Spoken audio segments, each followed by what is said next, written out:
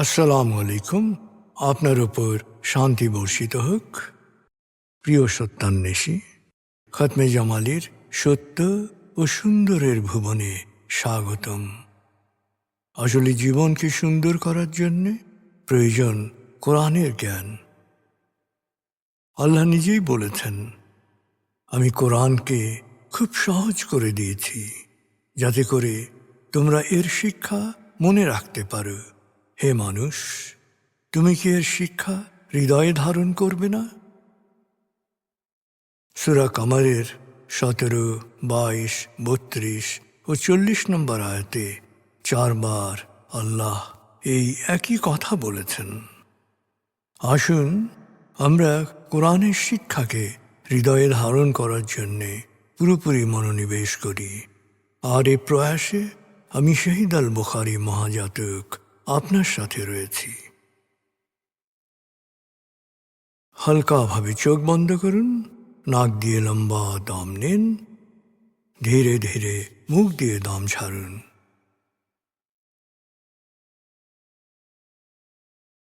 দম নেবেন পেটে, ছাড়বেন মুখ দিয়ে। দম নেওয়ার চেয়ে দম ছাড়তে সময় একটু বেশি নিন। এভাবে কয়েকবার দম নিন ও দম ছাড়ুন।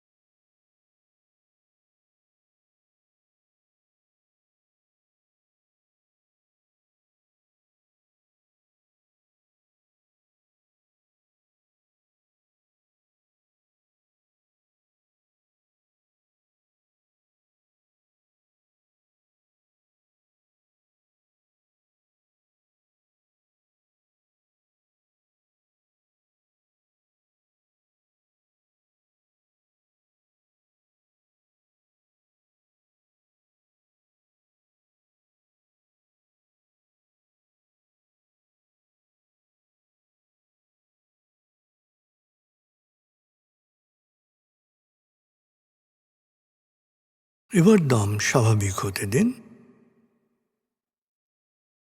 এবার নাক দিয়ে ধীরে ধীরে দম নিন, নাক দিয়ে ধীরে ধীরে দম ছাড়ুন।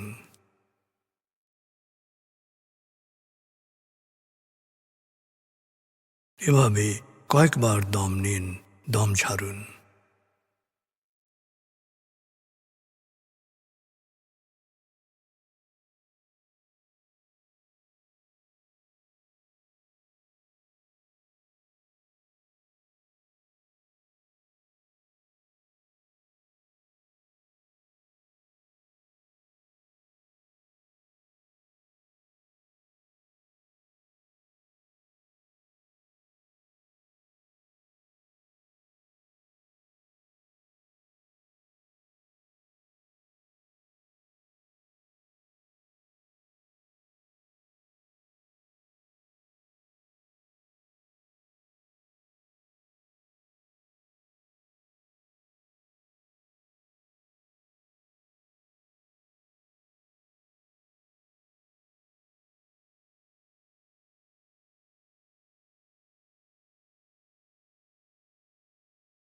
এখন দম স্বাভাবিক হতে দিন। আপনি শুধু দম খেয়াল করুন।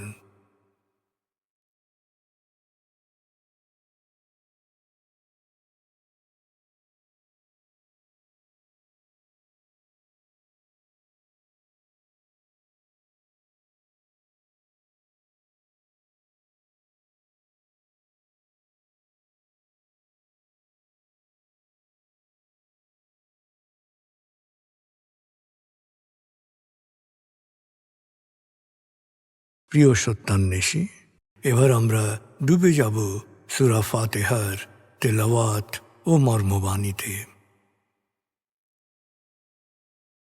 1, সূরা ফাতিহা। أعوذ بالله من الشيطان الرجيم. بسم الله الرحمن الرحيم. الحمد لله رب العالمين. الرحمن الرحيم مالك يوم الدين إياك نعبد وإياك نستعين اهدنا الصراط المستقيم صراط الذين أنعمت عليهم غير المغضوب عليهم ولا الضالين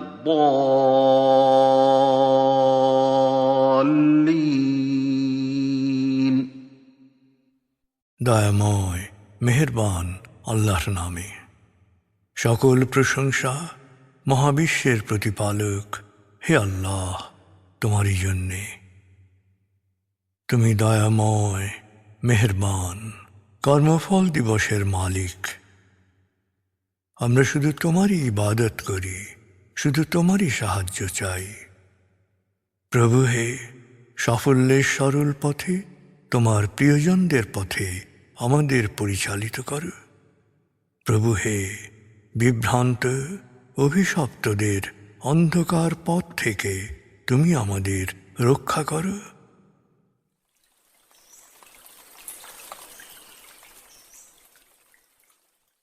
ভাব 118।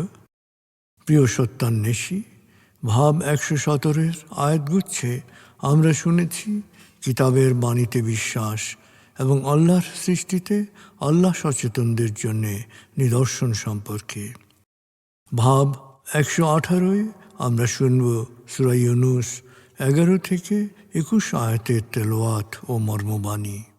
এই আয়াতগুচ্ছে কোরআনের বাণী প্রত্যাখ্যান প্রসঙ্গ বর্ণিত হয়েছে। 10 সূরা ইউনূস।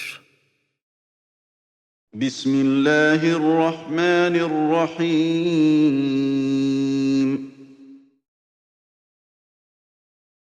ولو يعجل الله للناس الشر استعجالهم بالخير لقضي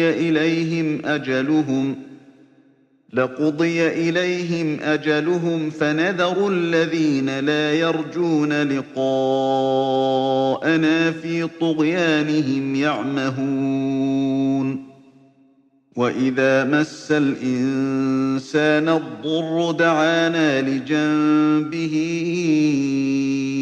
أو قاعدا أو قائما فلما كشفنا عنه ضره مر كأن لم يدعنا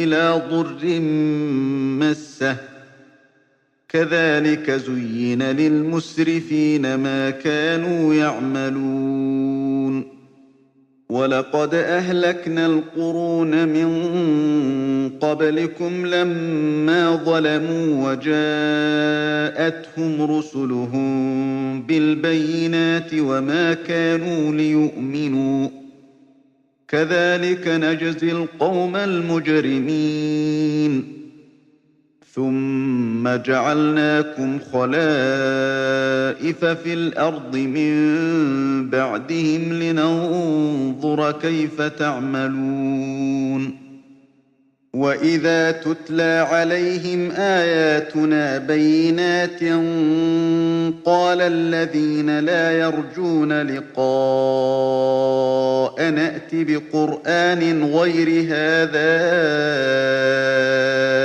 أو بدله قل ما يكون لي أن أبدله من تلقاء نفسي إن أتبع إلا ما يوحى إلي إني أخاف إن عصيت ربي عذاب يوم عظيم قل لو شاء الله ما تلوته عليكم ولا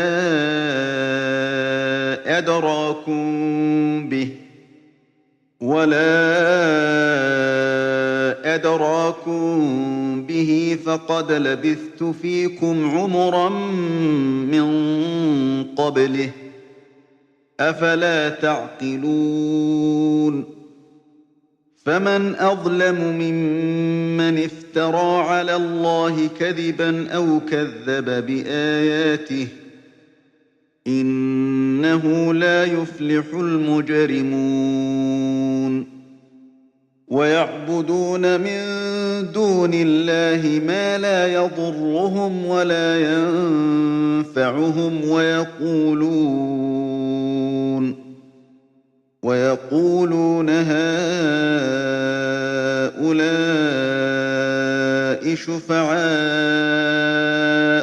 عند الله قل أتنبئون الله بما لا يعلم في السماوات ولا في الأرض سبحانه وتعالى عما يشركون وما كان الناس إلا أمة واحدة فاختلفوا ولولا كلمة سبقت من ربك لقضي بينهم فيما فيه يختلفون ويقولون لولا أنزل عليه آية من ربه فقل إنما الغيب لله فانتظروا إني معكم من المنتظرين وإذا أذقنا الناس رحمة من بعد ضراء مستهم إذا لهم مكر في آياتنا قل الله أسرع مكرا إن رسلنا يكتبون ما تمكرون দয়াময় মেহেরবান আল্লাহর নামে। পার্থিব ভালো জিনিস পাওয়ার জন্যে মানুষ যেভাবে তাড়াহুড়ো করে, আল্লাহ যদি মানুষের পাপের শাস্তি দানে সেরকম তাড়াহুড়ো করতেন তবে সহসাই তারা শেষ হয়ে যেত। তাই যারা বিশ্বাস করে না যে পরকালে আমার সামনে হাজির হতে হবে, তাদেরও আমি কিছু সময়ের জন্য ছেড়ে দিয়ে রেখেছি, অবাধ্যতা ও সীমালঙ্ঘনের মধ্যে উদ্ভ্রান্তের ন্যায় ঘুরপাক খাওয়ার জন্যে। মানুষ যখন কষ্ট ও বিপদে পড়ে তখন শুয়ে বসে বা দাঁড়িয়ে আমাকে ডাকে। তারপর আমি যখন তার কষ্ট ও বিপদ দূর করে দিই তখন সে এমনভাবে চলাফেরা করে যেন তার বিপদের সময় সে কখনো আমাকে ডাকেনি। আসলে যারা নিজেদের বিনষ্ট করে তাদের কাছে তাদের কাজকর্মই মনপসন্দ হয়ে ওঠে। সীমালঙ্ঘন করার জন্যে তোমাদের আগে অনেক সম্প্রদায়কে আমি ধ্বংস করে দিয়েছি, অথচ সত্যের সুস্পষ্ট সাক্ষ্য সহ আমি তাদের কাছে রসূলদের পাঠিয়েছি, কিন্তু তারা বিশ্বাস করতে ক্রমাগত অস্বীকার করেছে। এভাবেই আমি অপরাধী সম্প্রদায়কে প্রতিফল দিয়ে থাকি। এখন জমিনে আমি তোমাদেরকে তাদের স্থলাভিষিক্ত করেছি তোমাদের কার্যকলাপ দেখার জন্যে। আসলে যারা বিশ্বাস করে না যে শেষ পর্যন্ত তাদেরকে আমার কাছে ফিরে আসতে হবে, তাদের কাছে যখনই সুস্পষ্টভাবে আমার বাণী পেশ করা হয় তখন তারা বলে, এছাড়া অন্য কোনো কোরআন আনো বা এর বাণী বদলে দাও। হে নবী, ওদের বলো, নিজে থেকে এই বাণীতে কোনো রকম রদবদল করা আমার কাজ নয়। আমার ওপর যে ওহী নাজিল হয় আমি তাই অনুসরণ করি। আমি আমার প্রতিপালকের অবাধ্য হলে মহাবিচার দিবসে আমি শাস্তির আশঙ্কা করি। হে নবী, বলো, আল্লাহ যদি ইচ্ছা না করতেন তবে আমি তোমাদের কাছে এই ওহী শোনাতাম না, আর আল্লাহ তোমাদের এ বিষয়ে জানাতেন না। আমি তো ওহি আসার আগে দীর্ঘকাল তোমাদের মধ্যেই কাটিয়েছি। এরপরও কি তোমরা তোমাদের সহজাত বিচার বুদ্ধি কাজে লাগাবে না? যারা আল্লাহর নামে মিথ্যা বাণী বানায় বা আল্লাহর বাণীকে প্রত্যাখ্যান করে, তাদের চেয়ে বড় সীমালঙ্ঘনকারী আর কি হতে পারে? নিশ্চয়ই পাপীরা কখনো সুখী সফল হতে পারে না। ওরা আল্লাহকে ছাড়া যাদেরই উপাসনা করে, তারা ওদের না কোনো ক্ষতি করতে পারে, না পারে উপকার করতে। ওরা নিজেদের বোঝায় এরা হচ্ছে আল্লাহর কাছে আমাদের জন্য সুপারিশকারী। হে নবী, ওদের জিজ্ঞেস করো, তোমরা কি মনে করো আল্লাহকে মহাকাশ ও পৃথিবীর এমন কোনো খবর দিতে পারবে যা তিনি জানেন না? তিনি পবিত্র, মহামহান। ওরা যাদের সাথে তাকে শরিক করে, তিনি তা থেকে অনেক অনেক ঊর্ধ্বে। জেনে রাখো, এক সময় সমগ্র মানব জাতি ছিল এক। পরে তাদের মধ্যে মতভেদ বিস্তার লাভ করে। ধ্যান ধারণার দ্বন্দ্বে তারা বিচ্ছিন্ন, বিক্ষিপ্ত হয়ে পড়ে। আসলে পূর্ব ঘোষণা না থাকলে, অর্থাৎ মানুষকে চিন্তা ও কর্মের স্বাধীনতা দেয়া না হলে, তোমার প্রতিপালক শুরুতেই এই মতবিরোধের ফয়সলা করে দিতে পারতেন। সত্য অস্বীকারীরা বলে, তার প্রতিপালকের কাছ থেকে তার উপর কোনো অলৌকিক নিদর্শন নাজিল হয় না কেন? হে নবী, বলো, গায়েবের জ্ঞান তো শুধু আল্লাহর কাছেই আছে। অতএব তোমরা অপেক্ষা করো, আমিও তোমাদের সাথে অপেক্ষায় থাকছি। দুঃখ কষ্টের পর যখনই সত্য অস্বীকারীদের কিছুটা অনুগ্রহ আস্বাদনের সুযোগ দেয়া হয়, তখনই ওরা আমার বাণীর বিরুদ্ধে পরিকল্পিত অপপ্রচারে লিপ্ত হয়। হে নবী, ওদের বলো, আল্লাহ পরিকল্পিত কৌশল অবলম্বনে তোমাদের চেয়ে অনেক অগ্রগামী। নিশ্চিত থাকো, তোমাদের চক্রান্ত ও অপপ্রচারের পূর্ণ বিবরণ ফেরেশতারা রেকর্ড করছে।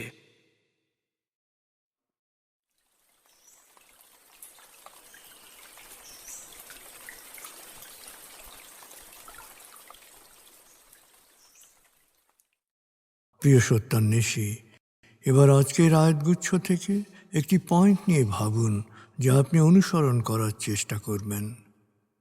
ভাবনাটা হতে পারে, কষ্ট বা বিপদে পড়লে আপনি কি আল্লাহর কাছে আকুল সাহায্য প্রার্থনা করেন? আবার কষ্ট বা বিপদ দূর হওয়ার পরই কি তাঁর স্মরণ থেকে আপনি দূরে সরে যান?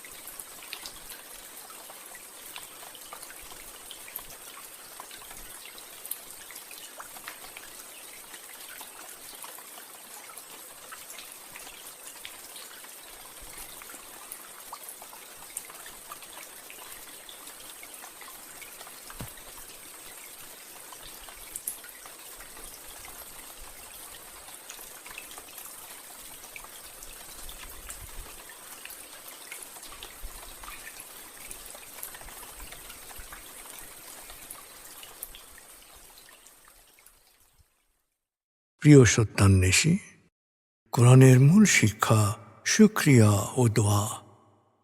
প্রভু আপনাকে যা দিয়েছেন সেই জন্য বারবার কৃতজ্ঞতা প্রকাশ করুন, তাকে হৃদয়ের গভীরে স্মরণ করুন।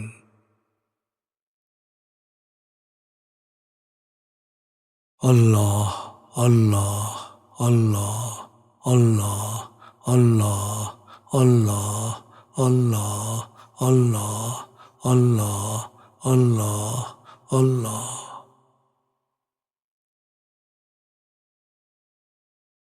আস্তাগফিরুল্লাহ আস্তাগফিরুল্লাহ আস্তাগফিরুল্লাহ আস্তাগফিরুল্লাহ আস্তাগফিরুল্লাহ আস্তাগফিরুল্লাহ আস্তাগফিরুল্লাহ আস্তাগফিরুল্লাহ আস্তাগফিরুল্লাহ আস্তাগফিরুল্লাহ আস্তাগফিরুল্লাহ।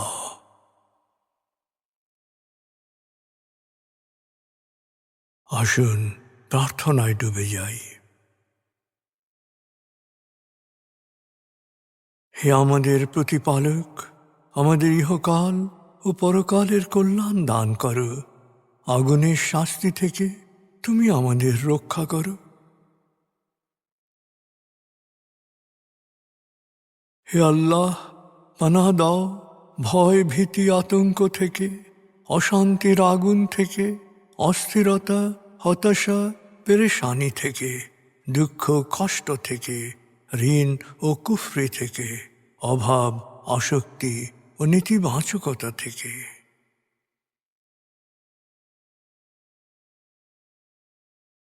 হে আমাদের প্রতিপালক, আমাদের বেহিসাব রিজিক দান করো।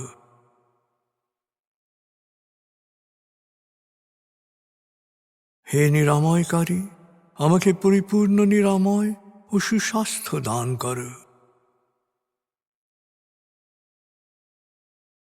প্রভু হে, আমার মা বাবা অভিভাবক শৈশবে যে মমতায় আমায় লালন করেছেন, তুমিও তাদের উপর সেরূপ করুণা বর্ষণ করো।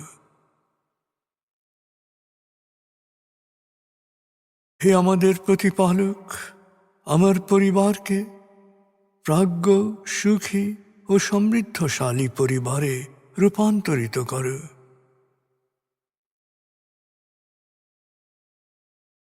হে করুণাময়, আমাদের কোয়ান্টাম ফাউন্ডেশনকে, আমাদের সংঘকে তুমি কবুল করো। সংঘের প্রতিটি কাজে প্রবৃদ্ধি দান করো। সংঘের সবার উপর তোমার রহমত ও করুণা বর্ষণ করো।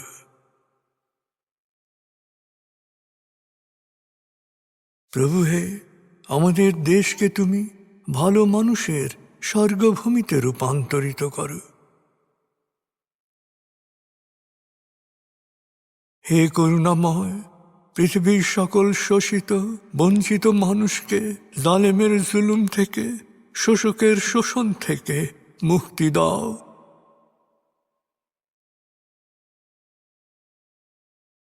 প্রভু হে, ভালো ভাবা, ভালো বলা, ভালো করা ও ভালো থাকার অফুরন্ত শক্তি আমাকে দাও। আমি যেন সব সময় নিজের ও অন্যের যত্ন নিতে পারি। প্রভু হে, আমাকে বিশ্বাসী সৎকর্মশীল সংঘবদ্ধ মানুষ হিসেবে মৃত্যু দান করো।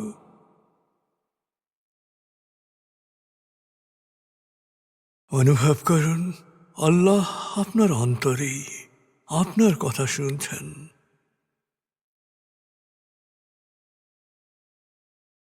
আল্লাহ আল্লাহ আল্লাহ আল্লাহ আল্লাহ বলতে বলতে মনের সকল আকুতি তাঁর কাছে পেশ করুন।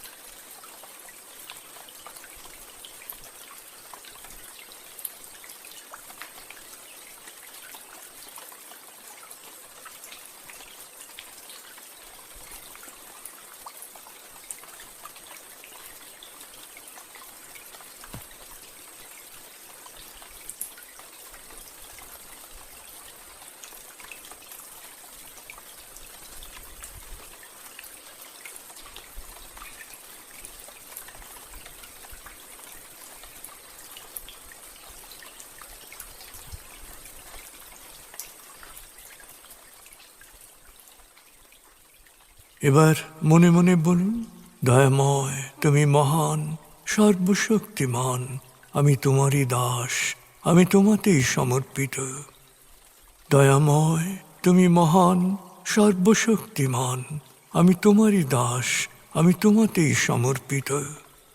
দয়াময় তুমি মহান, সর্বশক্তিমান, আমি তোমারই দাস, আমি তোমাতেই সমর্পিত।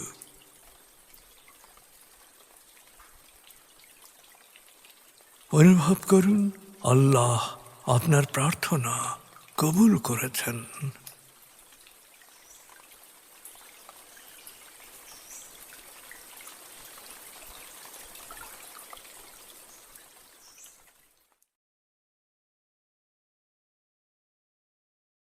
এবার লম্বা দম নিন, 0 থেকে 7 গণনা করে স্বাভাবিক জাগ্রত অবস্থায় চলে আসুন। আপনার জীবন সুন্দর হোক, সফল হোক। খুদা হাফিজ।